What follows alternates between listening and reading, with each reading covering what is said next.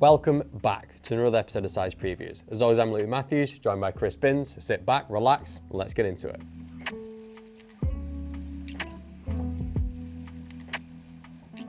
So we're going to start the episode with return of something that we landed last season, and I think it's been the shoe I've worn the most. Yeah. And it's the BW Army trainer in two new colours. These colours are absolutely worldies, aren't they, let's be honest. Yeah. I think we've took it somewhere else with these colours, and I really like them. I mean, traditionally I'm not really a fan of a black shoe, I'm putting that out there, but this one, it's one that's going to be getting worn. Yeah, and I mean, for me, what we've really liked about it is, like we said this at the time, it's a tooling that's become very, very familiar right now. We're seeing it out there all the time, but this is almost like the purest version of, I maybe don't want to wear what everyone else is wearing, but I still want in on that look of that low profile training shoe. It gets me just how premium these look. Yeah. It is mad, and if you've seen the last two released, the materials are exactly the same, and they're so premium. I kind of think though, because of the colours of these materials, it kind of feels, especially the black, they've gone up a level. It puts it into a different place. It feels like really quite high-end fashion, really, doesn't it? Totally. I think it's a shoe as well that, again, like we've mentioned a few times now, these are shoes that cross multiple boundaries from a consumer perspective. I think you could see people wear the same shoe very, very differently. Yeah. I mean, what's your favourite all four?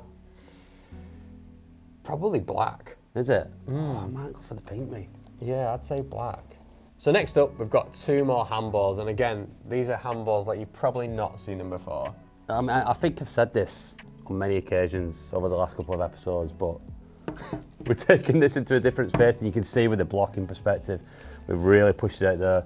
The upper material, for me, that mesh is unbelievable, and it makes it look like a bit of a different shoe. It takes it again like to somewhere else, and how these have come out, because again, it's always a risk when you're applying new materials on such an iconic shoe, how it's going to come out, and we've got it bang on with these, haven't we? Yeah, I think for me, I think the adidas team has done an amazing job with this shoe, and there's so many good executions now in the market, and it's almost like if we're going to work on the shoe, what would give someone a reason to want to buy this alongside all those great executions? Yeah. And there's some really classic versions, there's some sort of like iconic city blockings on things.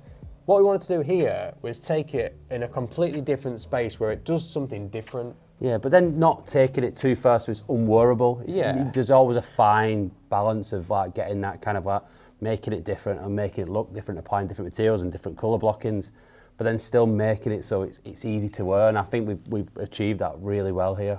Yeah, and obviously the best thing about the shoe for me is that mesh underlay. Yeah, and we've seen it on something else. I can't really say what, but we've seen it on something else, and as soon as we've seen it, we're like, need to see what this looks like on a handball. And you know what? It has come out exceptional. Yeah, and I think over the years we've played with that sort of underlay in a handball. I think of Cordoba and Manchester and things like that. I mean, for me, it sort of takes the shoe into a completely different space as well. Another thing that you might have noticed we've done on this shoe is gone back to this tongue as opposed to this traditional suede tongue on a handball. It's always a favourite of yours, isn't it, going back to that tongue? It just takes the shoe, so there's so many things on this shoe that just make it different, elevated, and it gives someone ultimately a reason to want to add it into their collection. It's just the materials all together, how it all has come together as one piece, even like that premium leather on the stripes, you mean the different colour laces and blocking the laces out completely different. I mean, probably one of, it's too early to say, probably going to be one of the releases of the year for me. So we're going to finish the episode with something that we spent about 18 months of previous episodes saying was not coming. I know, but then we've had people asking us for like what, it feels like forever. It's been weird. Like this was meant to be the rumoured shoe from 2021. This was the one. Yeah, was it not 2020? That was, the one. It was, wasn't it? Yeah. So this is now the one, but this will be for 2024. And it is the one as well. It is the one. Yeah. So we are very proud to finally reveal that the iconic brown Dublin is actually coming back in a true 1-for-1, and it'll launch on St. Patrick's Day. Yeah, and you know what? We have spent hours finessing this shoe. We've been back and forth with multiple kinds of browns, multiple kinds of stripe executions, because we wanted to get it right. Footbed, making sure that it matches the OG images we've seen from the kind of made in Taiwan one. This has been a journey, I would say. It's been a long journey, as we've mentioned. It's been something that has definitely been driven by the community as well. I think it's safe to say. Obviously, we wanted to listen and obviously to deliver something on that.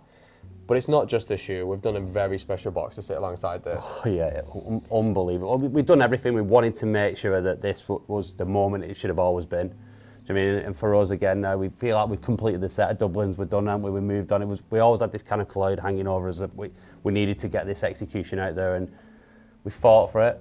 We've got it. We finessed it.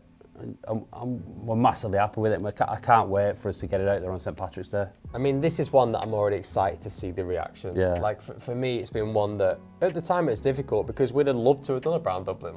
But it just, for whatever reason, We asked, didn't we? We asked multiple occasions. But it's here. Like, what can we say? It's here. I'm excited about it. Not that long to wait, I'd say. Yeah, not at all. I mean, it'll be here before you know it. And the mad thing is, what I'm thinking is now this one's done.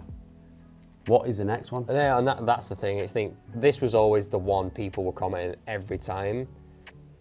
What is it going to be next? Thanks for watching. Subscribe to our channel to keep up to date with all the content got coming through. And in the meantime, there's always the side social channels. Thanks again. We'll see you next time.